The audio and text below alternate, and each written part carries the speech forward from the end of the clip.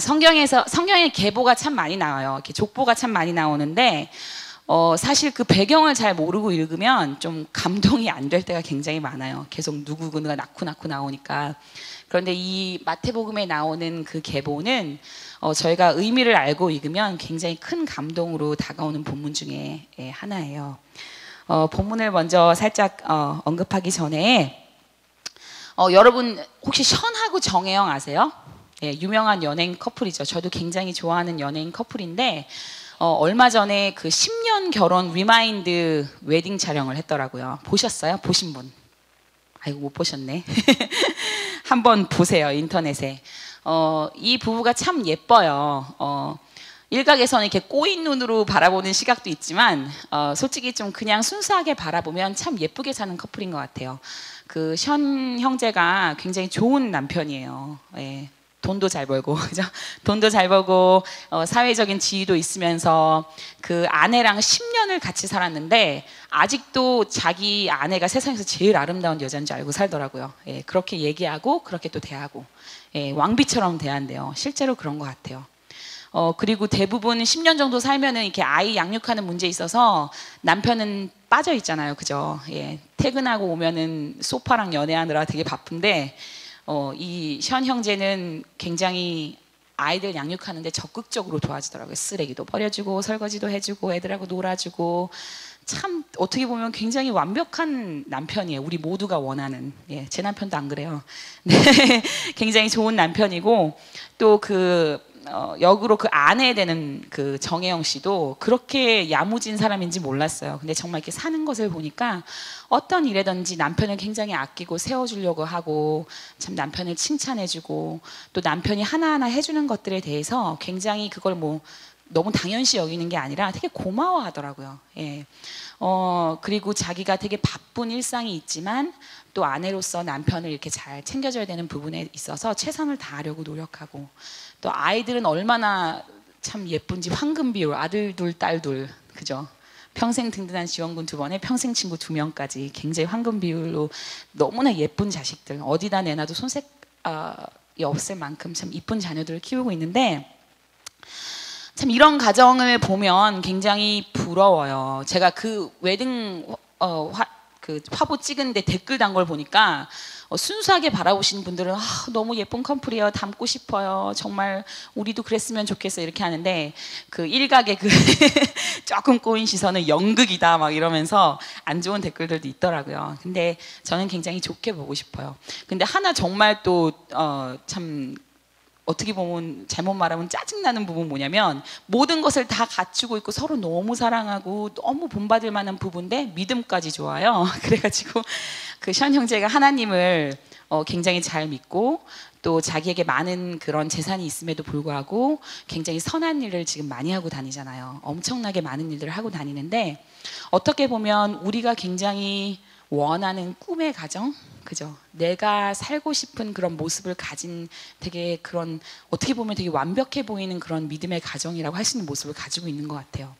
사실 우리 다 결혼 생활하고 가정을 시작할 때 기대감이 있잖아요. 처음부터 내가 지옥 생활로 들어가는지 알고 기대하고 결혼하는 사람은 없잖아요, 사실. 그런데 이제 살다 보면 물론 시간이 흐르는 것도 있지만 이제 저희 부부관계만을 봤을 때는 이렇게 외부적으로 일들이 있잖아요. 살다 보면 굉장히 재정 문제에 부딪히게 되고, 그죠? 돈 문제에 부딪히게 되고, 또 이렇게 고부간의 그런 갈등도 생길 수가 있고, 그 다음에 또 서로 되게 바빠지고 막 중요한 일들이 바깥에서 생기면서 서로 또 시간 못 보내고, 그러면서 각각 이렇게 스트레스 쌓이고, 또 병이 찾아오기도 하고, 또 고난이 찾아오기도 하는데 그것에 반응하는 그 각각의 부부, 가족 멤버들과의 그 반응하는 모습들이 다 다르잖아요. 그죠? 우리는 다 다른 사람이니까. 그런 일을 겪다 보면 그 처음에 천국인 줄 알고 시작했던 결혼 생활이 점차적으로 정말 그 지옥으로 치닫는 경험을 하게 되죠. 예. 믿는 사람도 예외는 아닌 것 같아요.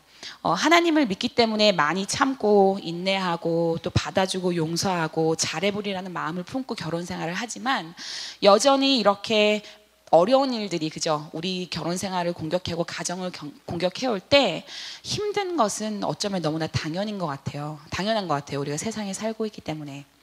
그래서 우리가 꿈꾸는 그 이상의 가정과 그죠? 정말 내가 계획하고 갖고 싶었던 그 가정과 지금의 모습이 굉장히 달라져 있을 수가 있어요. 처음에 정말 그래도 저 사람하고 평생 같이 가고 싶었는데 이제는 어쩔 수 없이 그냥 참고 같이 사는 원수, 그죠? 예. 옛날엔 계속 보고 싶었는데 지금은 그냥 어디 갔다 오면 없으면 되게 저도 그래요. 없으면 밥 안 해줘도 되니까 되게 편해요. 예. 이제 그런 사이를 점점 되기도 하는데, 그래도 저희 안에 그런 바람이 있어요. 그러니까 믿음 있는 사람이라면 정말 내 남편과 내가 둘이 정말 헌신되어서 하나님 진심으로 사랑하고, 하나님 사랑하니까 서로 사랑하고 아껴주고, 그리고 자식들까지 좀 든든하게 서서 다 같이 나와서, 이 자리에 혹시 온 가족이 다 나오셔서 혹시 오늘 예배 드리시는 분이 있어요? 없죠. 그게 현실이에요. 그게 세상이에요. 근데 우리 바람은 정말 믿음의 아내와 남편이 이 자리에 손잡고 나와서 같이 은혜 받고 애들 믿음으로 양육하고, 그래서 무언가 하나님을 위해서 진취적으로 일하고 싶은 그런 욕구가 다 있어요. 그렇죠. 믿음 있는 사람이라면. 그리고 그런 사람을 하나님께서 참 가정을 찾으실 것 같고 들어 쓰실 것 같은데, 우리가 믿음 생활을 열심히 함에도 불구하고 현실은 점점 내 가정의 모습이 그거와 멀어질 때가 굉장히 많이 있어요. 근데 오늘 제가 좀 이렇게 위로를 드리고 싶어요. 예, 제가 또 위로를 받았기 때문에 오늘 저희가 함께 읽은 그 예수님의 족보, 이 예수님의 족보 안에 하나님이 인간을 향한 그 마음, 진심, 또 하나님께서 이 사회의 밑거름이 되기 위해서 시작하신, 저는 가정이 하나님이 정말 세우셨다고 생각해요. 예, 뭐 엄마만 계시고 아빠만 계시고 그런 거 상관없이 그 가정이라는 틀이 정말 하나님께서 세우셨는데, 그 가정에 관한 하나님의 마음이, 그 진심이 어떤 것인지 그대로 드러내주는 본문이 오늘 읽은 이 그리스도의 계보 본문이라고 생각을 합니다. 예. 우리나라에서 되게 가문이 중요하잖아요. 그죠? 전통적으로. 예. 너 어디 출신이야? 누구 가문 출신이야? 저가 강감찬 장군의 직계 후손이세요. 아세요? 저 족보도 있는데. 자랑할 만한, 제 당찬 성격이 좀 거기서 나온 것 같은데, 가문을 자랑하고 싶어 해요. 사실 세상 사람들은. 그런데 과거 이스라엘 민족들을 보면 우리나라보다 더했으면 더했지 덜하진 않아요. 가문에 살고 가문에 죽는 그런 관습이 있었는데, 이 마태복음 본문은 신약 성경 전체에 제일 처음에 수록돼 있잖아요. 그리고 그 마태복음 저자가 이 마태복음을 쓴 이유는 여러분 다 아시겠지만 누구를 증거하기 위해서죠? 예수님을 증거하기 위해서요. 예수님이 어떻게 그 삼위일체의 창조주 하나님 중에 한 분이 되시는지, 그리고 정말 내가 창조한 인간이 나의 한계를 범하고 스스로 왕이 되려고 해서, 그죠? 하나님의 위치에 서려고 해서 하나님의 가슴을 갈기갈기 찢어놓고 그렇게 떠나게 됐을 때, 그냥 창조주시니까 버리면 그만인데, 내가 만들고 내가 애정을 쏟아부은 대상이기 때문에 버리지 못하고 다시 찾기 위해서, 그죠? 다시 찾기 위해서 그 하늘 영광 다 버리시고 인간의 모습을 입고 정말 이 더러운 곳에 오셨잖아요. 그죠? 그래서 그 죄의 현실을 직접 인간의 몸으로 체험하시고, 인간이 줄 수 있는 사랑의 가장 위대한 형태, 생명을 주는 것, 그것을 몸소 실천하시면서 본인이 이 세상의 구원자 되심을 알리셨어요. 부활하시고. 예. 그것을 알려주기 위해서 이 세상에 오셨다 하는 것을 선포하기 위해서 만방에 돌아다니면서 전도하기 위해서 쓰여진 책이 이 마태복음이란 말이죠. 그런데 그 마태복음의 첫 시작을 예수님의 족보로 하고 있어요. 얼핏 보면 참 읽기도 지루한 이 족보로. 근데 그 족보를 왜 거기에 두셨는가, 그 목적이 무엇인가 살펴보면 너무나 은혜가 돼요. 오늘 이 족보 안에는 많은 이름이 들어있어요. 많은 가족, 수십 년, 수백 년에 걸쳐서 이어내려온 그 가문의 족보가 있는데, 그 중에 커플 이름처럼 남녀로 언급된 그 가정이 5가정이 있어요. 그게 누구냐면 유다와 다말 가정, 그리고 또 누구예요? 살몬과 라합 가정, 그 다음에 보아스와 룻 가정, 그 다음에 요새 제 머리가 나빠져가지고 다윗과 우리아의 아내, 그 다음에 요셉과 마리아, 이 5가정이 언급되어 있는데 이 5가정을요 잘 이야기를 구약서 살펴가면서 보면요 하나의 가정도 온전한 가정이 없어요. 예. 얼핏 보면 우리가 추구하는 그 이상적인 가정, 현과 전형식 가정 너무 아름답고 그런 가정의 모습으로도 하나님의 축복의 통로로 사용되시기를 원해요. 저는 정말 축복하며 원하지만 또 반면으로 너무 우리에게 은혜가 되는 것은 하나님께서 이 세상을 구원하시기 위해서 선택한 그 가문이 누가 봐도 우러러 볼 수 있고 누가 봐도 정말 그래 이 가문이면 예수님이 정말 오셔도 되지 하고서 감탄할 가문이 아니라 누가 봐도 정말 수치스럽고 창피하고 죄로 얼룩지고 고통의 현실인 그 가문들, 그 가정들을 선택해서 이 세상의 구원의 역사를 시작하시고 이루셨다는 거예요. 너무 그 은혜가 놀랍지 않아요? 예. 유다와 다말은 시아버지와 며느리의 관계예요. 예. 그 요새 한국의 막장 드라마가 뭐 지난 몇 년간 판을 치는데 여러분 성경을 파헤치면 파헤칠수록 이 한국 드라마계의 막장은 잽시도 안 돼요. 이 구약의 막장 드라마에 비하면 아주 준수한데 이 유다에게 3명의 아들이 있었어요. 그죠? 근데 첫째 아들이 죽었어요. 범죄를 해서 죽었는데 그 유대인에게는 전통이 있어요. 율법적으로 굉장히 전통인데 그게 뭐냐면 첫 아들이 후사가 없이 죽게 되잖아요. 그럼 동생이 그 아이를 가져줘야 돼요. 그러니까 형의 장자니까 장자의 축복이 있잖아요. 그죠? 그리고 각 형제마다 재산이 분할된 그게 있는데 양이 있는데 형이 만약에 후사가 없이 죽게 되면 형의 당연한 권리와 그런 땅과 이런 모든 것들이 넘어가게 되잖아요. 그렇기 때문에 반드시 그 형의 와이프와 형과 관련된 가족들을 보호하기 위해서 세워놓은 제도가 뭐냐면 그 동생이 씨를 줘야 돼요. 후사를 연결해주기 위해서 그런 율법 제도가 있어요. 이게 알고 보면 보호하기 위한 제도예요, 서로를. 그런데 첫째 형이 그냥 죽고 나니까 둘째 형한테 이제 아기를 가져라 했는데 딱 보면 후사를 내봤자 자기한테 오는 이득이 없으니까 형수하고 잠은 자면서 애는 안 가지게 했단 말이에요, 그 둘째가. 그래서 둘째도 죽었어요. 그리고 마지막 어린 아들, 셋째 아들이 남았는데 그 아들을 보니까 너무 어려서 유다가 그 첫째 며느리였던 다말한테 얘기했어요. 다말아, 이 아이가 지금 되게 어려서 너랑 알다시피 동침할 수가 없지 않니? 그러니까 클 때까지 기다려라고 언약을 했어요. 언약. 율법 하나님 아래 놓고. 그런데 셋째 아들이 컸는데도 불구하고 약속을 안 지켰어요, 유다가. 근데 그렇게 될 경우에 다말은 어떻게 되냐면 굉장히 비참한 처지가 되는 거예요. 나중에 라합 얘기에서 나오지만 그 과거 구약 시대, 예수님 시대에 지금처럼 발전된 여자가 막 나가서 활동하고 그런 일들이 많은 사회가 아니에요. 그래서 남편이 죽고 과부가 되면 여자들은 대부분이 굉장히 몸 파는 일을 많이 했어요. 그냥 먹고 살아야 되니까. 예. 그리고 다말의 그런 생계 문제나 여러 가지 현실이 너무나 힘들어지고 비참해지는 그런 상황에 놓여 있는데 다말이 굉장히 당찬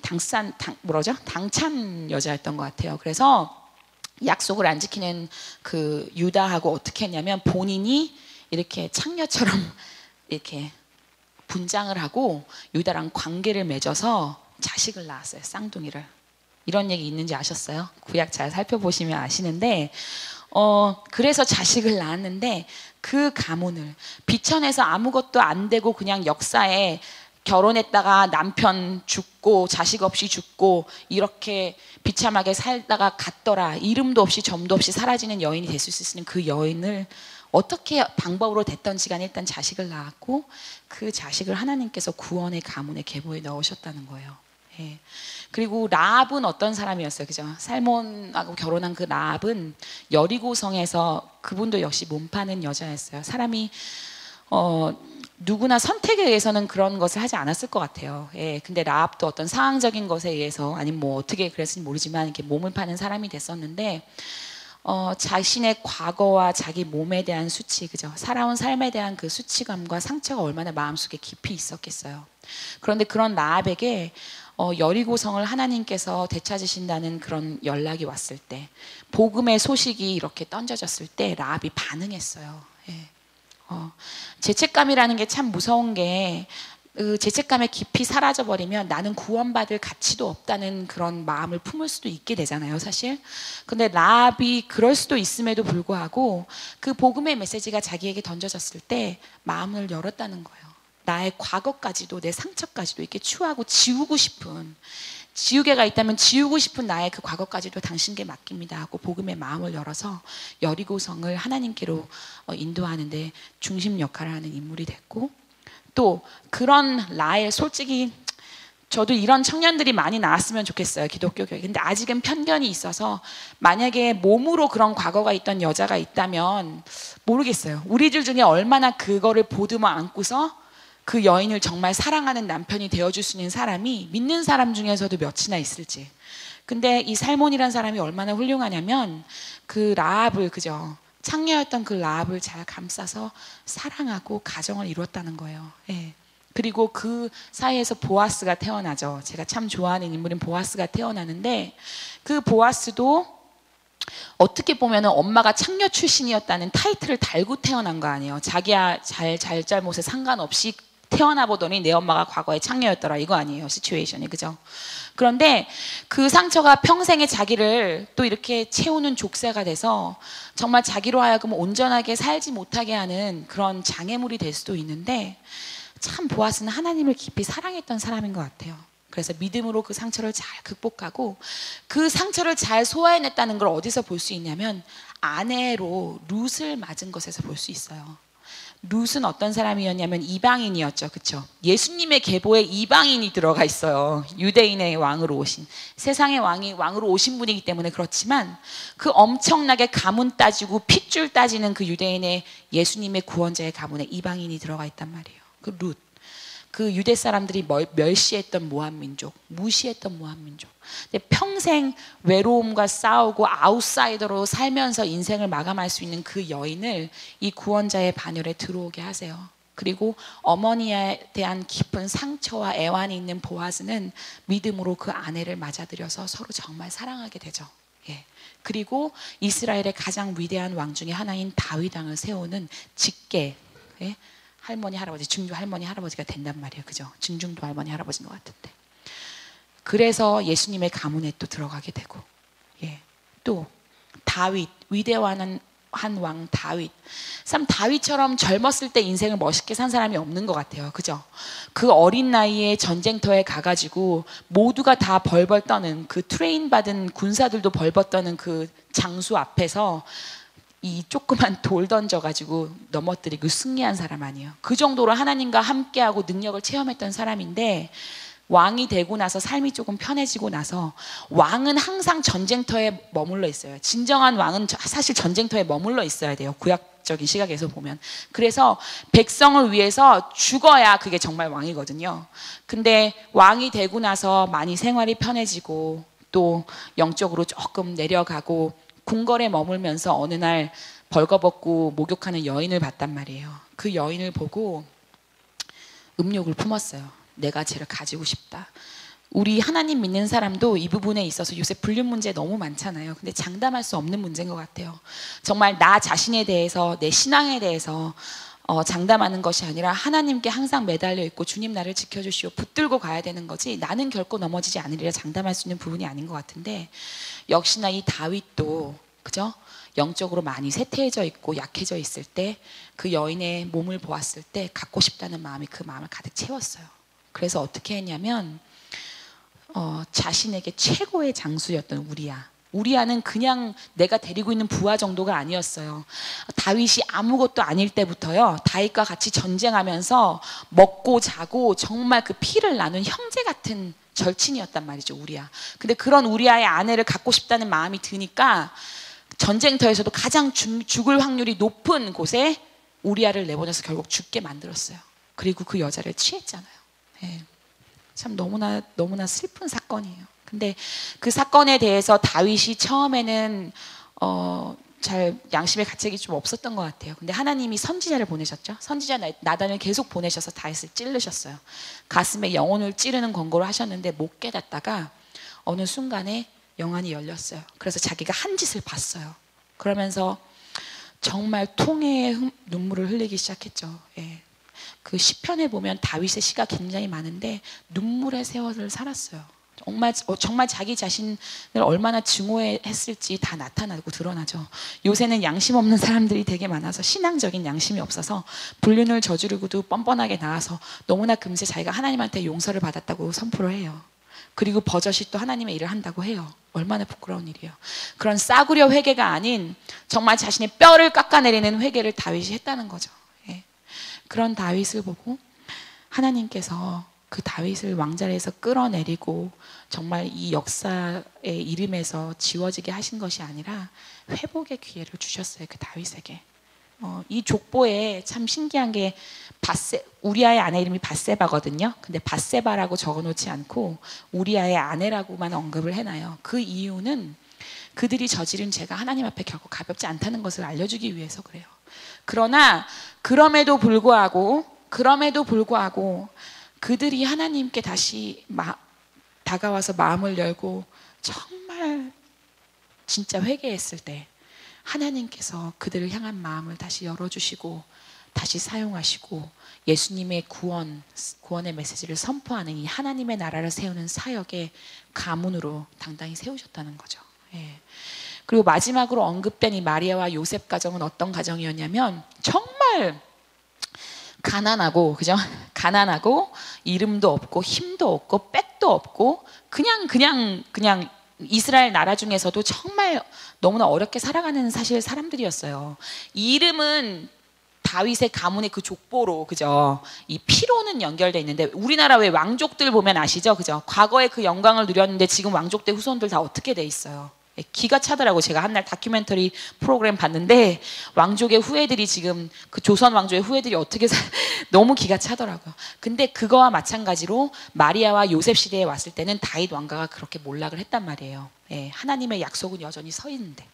근데 그렇게 비참하게 살아가고 있는 미천한 그 부부에게, 그래서 결혼을 해봤자 사실 순탄한 삶이 약속되지도 않는 그런 가정이에요.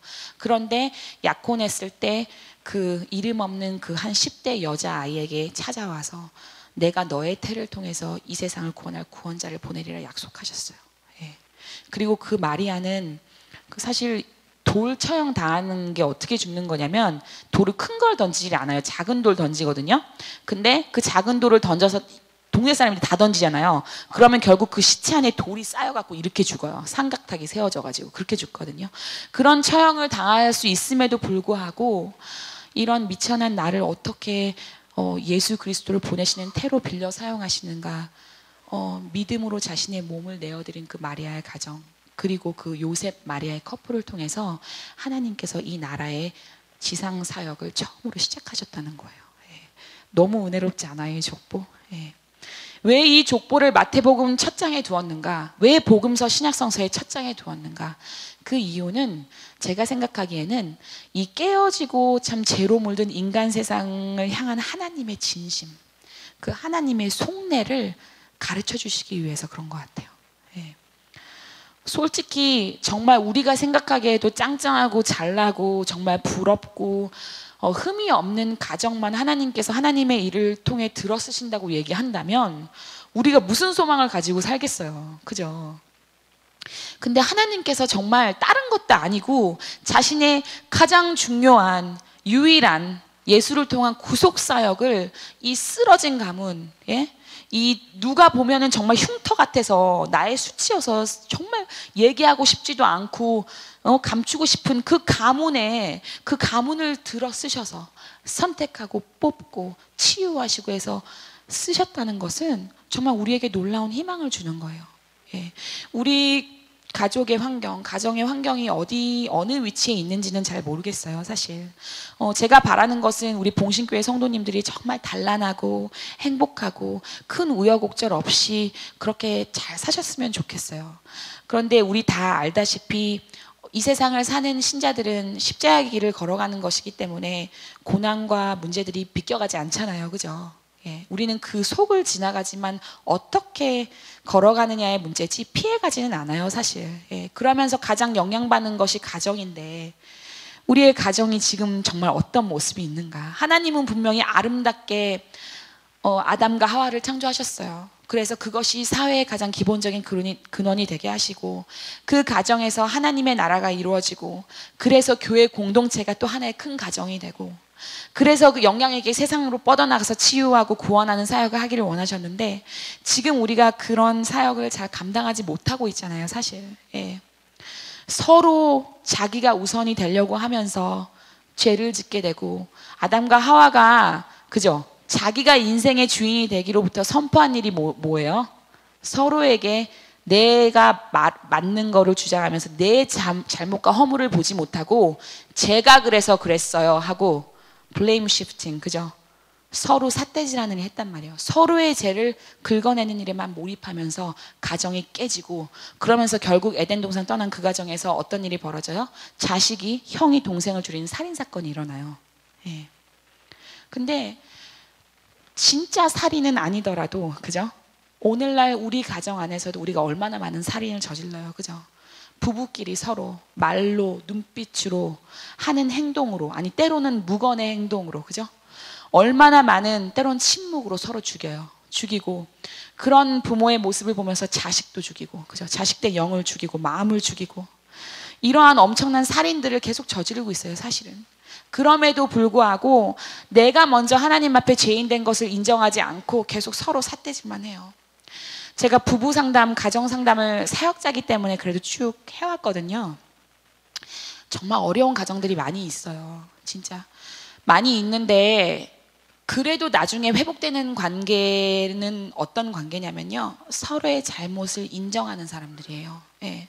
그런데 너만 잘못했어, 이 모든 게 너 탓이야, 내가 너를 만나갖고 내 인생이 이렇게 꼬여갖고 완전 망쳤어, 이렇게 끝까지 모든 원인을 상대방에서만 찾는 사람들은요, 그분들은 결국 헤어지게 되더라고요.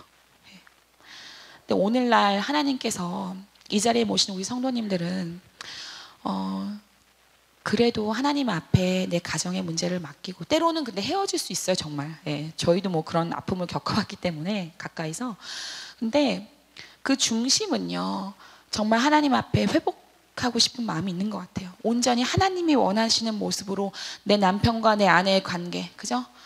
회복하고 싶고, 내 자식과의 관계 회복하고 싶고, 고부 간의 갈등 회복하고 싶고, 이런 마음으로 나오시는 것이 그 중심에 있다고 저는 믿어요. 예. 믿는데, 오늘 가정의 문제를 내어볼 때 아픈 내 현실에 포커스하기는 너무 쉬워요, 사실. 예. 왜냐하면 내가 매일 겪어야 하는 일상이니까. 그죠? 여기서 눈물 흘리고 다짐하고 나가도 당장 맞닥뜨려서 또 전쟁을 치러야 하는 게 우리 가정의 현실이잖아요, 그죠? 그런데 하나님의 시선을 좀 보셨으면 좋겠어요. 오늘 우리 예수님의 이 족보를 통해서 내 과거에 걸어온 나의 가정의 여정이 어땠던지 간에, 그리고 내가 지금 현재 처해 있는 내 가족의 상황이 얼마나 수치스럽고 창피하던지 간에 상관없이 하나님은 처음부터 끝까지 내 가정을 사랑의 눈빛으로 바라보고 계시고 여전히 구원의 손길을 내밀고 계신다는 거예요. 이 계보가 그거를 저희에게 보여주잖아요, 그죠? 예. 그리고 내가 아무리 우리 가정에 대해서 우리 가정은 끝났어, 소망 없어, 이 콩가루 집안 이래갖고 뭐 어떡해 하고 나 스스로도 그런 것을 믿어버렸을지 모르는 그 현실 속에서도 하나님은 아니야. 봐. 내가 이 상처로 얼룩지고 눈물로 얼룩진, 죄로 얼룩진 이 가정들을 어떻게 사용했는지 한번 쳐다봐. 너희들도 마찬가지야. 지금 너의 가정, 네 남편, 네 아내, 너희 부모님들, 너희 자식들, 내가 다 지금 이런 시선으로 바라보고 있어. 여전히 오늘 말씀을 통해서 우리에게 하나님께서 선포하고 계신 거라고 저는 믿습니다. 예. 제가 김 목사하고 결혼한 지 지금 10년이 됐어요. 예, 저희가 이제 6월 달에 10년 결혼 기념일을 했는데, 좋았죠, 사는 동안에. 예. 사는 동안에 되게 좋았고, 하나님께서 이제 뭐 붙여주셨다는 그런 생각도 있었고, 이렇게 잘 살았어요. 근데 미국에서 저희가 여기 오기 전에 섬겼던 곳에서 이제 주로 거의 생활을 다 했는데, 굉장히 어느 여성과 마찬가지로 저도 정말 단란한 가정을 꾸미고 싶었어요, 그죠? 굉장히 행복하고 또 하나님 앞에서도 모범이 되고 참 그런 덕이 있는 가정이 되고 싶었는데, 되게 잘 살았어요. 그래도 서로 잘 살았는데 저희도 역시 죄인이고, 그죠? 살면서 여러 가지 일들이 일어나잖아요. 그러니까 어려운 순간들이 정말 오더라고요. 근데 저희 부부에게 그 찾아왔던 가장 그 큰 위기의 순간이 저희가 그 봉신교회에 이제 오느냐 마느냐의 그 문제로 고민할 때, 그리고 실제로 와서의 그 1년 진짜 피 터지게 싸웠어요. 이런 말을 강단에서 해도 되는지 모르겠는데, 근데 지금 돌아보면 원인 제공자가 저였던 것 같아요, 사실. 왜냐하면 이 곳이 싫기보다 제가 어렸을 때, 제가 만 15살 때 혼자 외국을 나갔어요. 그래서 좀 떠돌이 생활을 많이 했잖아요. 그죠? 떠돌이 생활을 많이 하고, 항상 참 즐겁게 사역했지만 처음으로 정말 마음을 주고, 아, 그래도 여기서는 쭉 가겠구나 하고선 사역했던 곳이 지난번 사역지였어요. 예, 정말 가족같이 마음을 열고, 아, 이제는 나도 정말 옮기고 이사하고 이런 삶 살기 싫다. 여기 정말 너무 좋은 분들이고, 정말 좋고, 그래서 쭉 그냥 잘 가면 되겠다 하고 확신을 가지고 이제 살고 있었는데, 하나님께서 이제 그 뿌리를 흔드셨잖아요. 근데 흔들 때 제가 참 그거를 받아들이지 못했어요, 처음에. 예. 지금은 뭐 많이 회개한 감정이지만 그때는 받아들이지 못하고 그저 너무나 원망스럽고 싫고, 하나님도 믿고 남편도 믿고 다 믿었어요. 우리 시아버지도 싫고 시어머니도 싫고 다 싫었어요. 예. 정말 다 싫었는데 예. 그리고 근데 그 사이에 이제 남편이 너무 고통하니까 더 이상 그걸 볼 수가 없어서 어느 날 남편이 그러더라고요. 저한테 오더니 한번 울고 와서, 야, 내가 평생에 그 강단에서 말씀을 외쳐야 되는 사람인데 내가 부모를 공경하라 라는 말씀을 해야 되는데, 내가 아프든지 안 아프든지 저렇게까지 기도하시면서 수년간을 해왔는데 가지 않으면 강단에 서서 설교를 못 하겠다는 거예요. 자기 거짓말하는 사람이 되는 거니까. 근데 그 말을 제가 들었을 때 더 이상 이렇게 그냥 고집을 피울 수가 없더라고요. 그래갖고 이제 일단 꺾여져서 왔는데, 저는 굉장히 누군가에서 컨트롤 당하는 걸 되게 싫어해요. 예, 되게 싫어하는데 그 꺾임을 당하니까 그게 굉장히 받아들이기 힘들더라고요.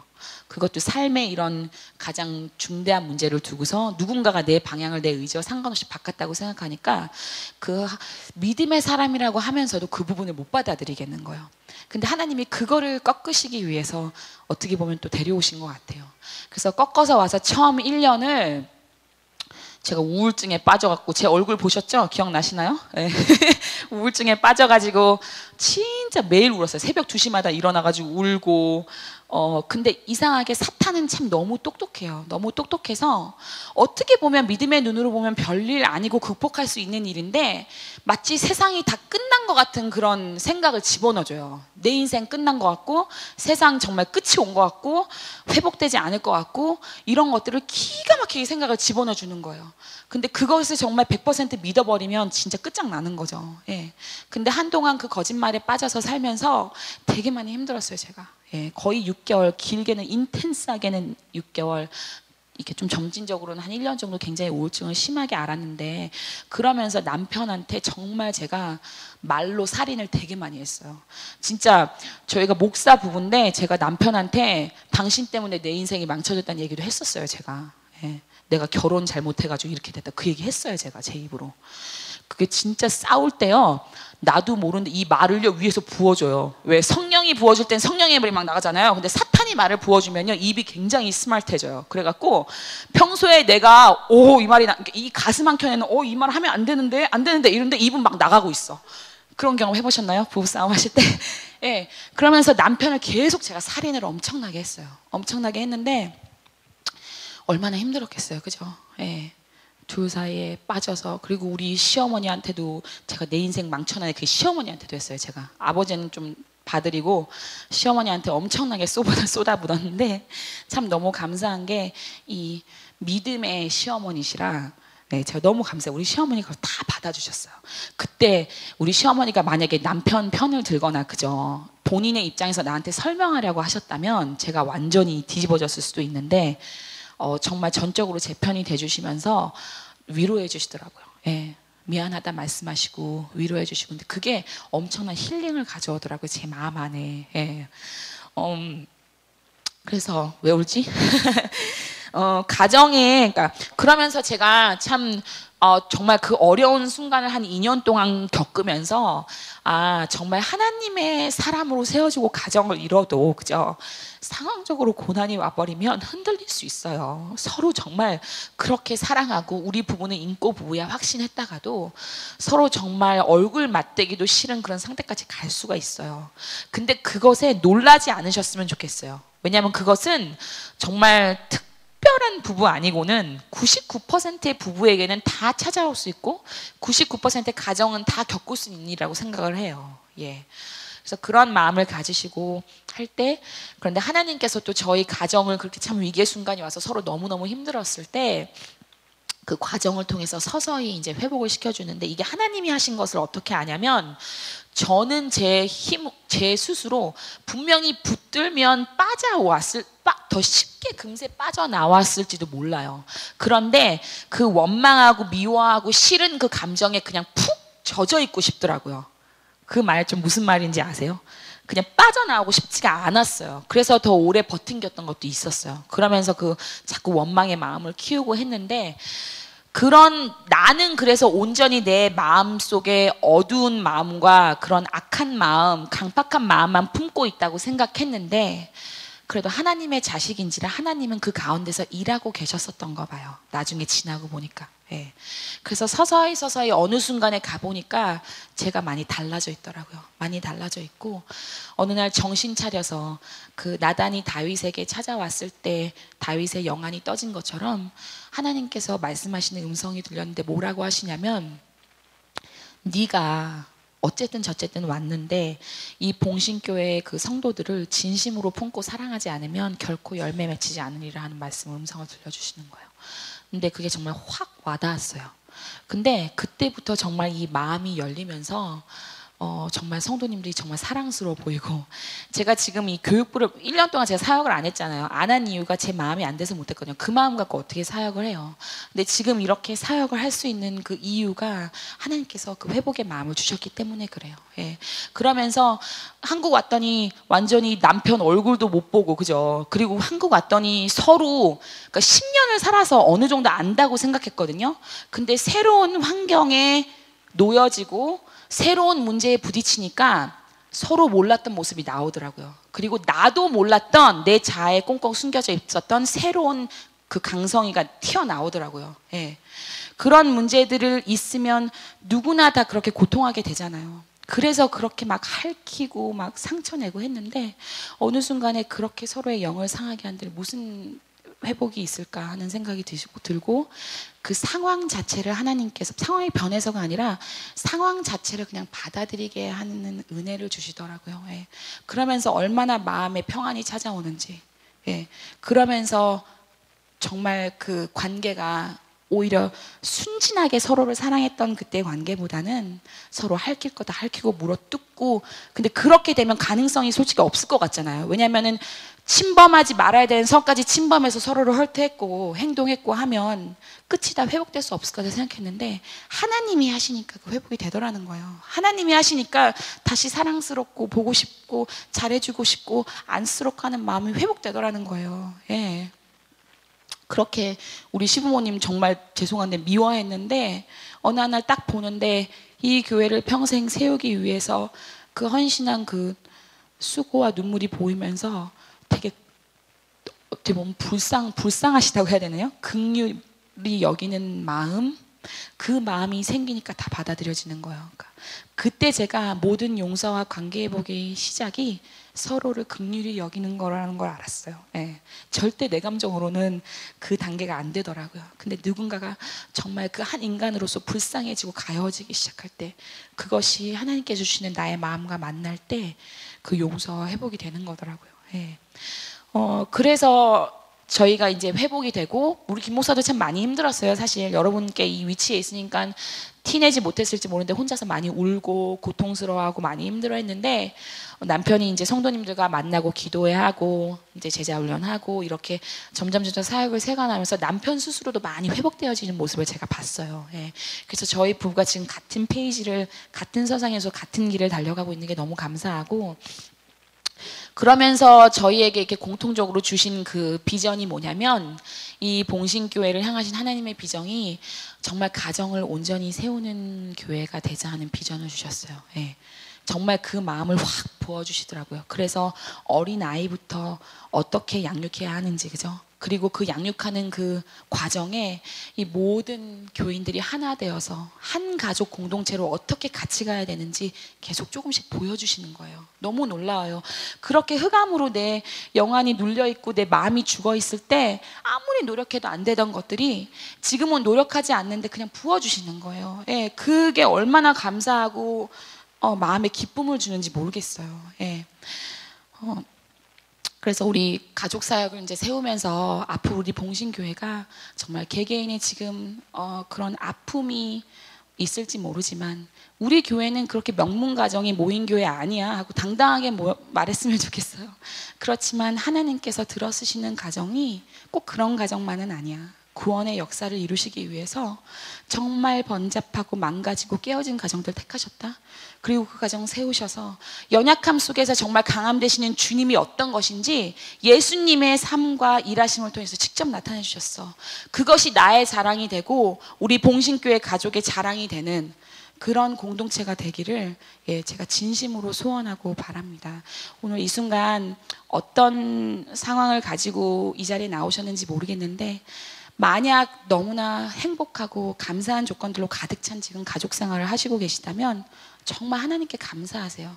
그것이 너무나 당연한 거라 그냥 감사한지도 모르고 사시지 말고 정말 감사하면서 이 가정 주셔서 감사합니다. 내가 사랑하는 사람이 나를 똑같이 사랑하게 해주셔서 감사합니다. 감사하시고 만약에 그렇지 못하고 정말 가족으로 인해서 너무나 불행한 마음을 품고 계시다면 그 마음을 하나님 앞에 이 순간 내려놓으시고 나를 바라보시는, 그죠? 유다와 다말을 바라보시고 보아스와 룻을 바라보시고 라합과 살몬을 바라보시고, 그죠? 다윗과 우리아의 아나를 바라보시고 치유하셨던 그 하나님이 오늘도 내 삶 속에서 나를 통해 내 가족을 통해 하나님의 나라를 이루시기를 원하신다는 그것을 믿고 오늘 하나님 앞에 다 쏟아붓고 힘을 얻고 돌아가시는 그런 귀한 시간 되시기를 주님의 이름으로 축원합니다. 잠깐 기도하는 시간 가질게요. 우리의 가정을 놓고 지금 세상은 자꾸 가정을 깨트리려고 하고 있어요. 정말 부부간에 서로 언약 지키지 않고 다른 사람한테 자꾸 마음을 주라고 문화적으로도 부추기고, 그죠?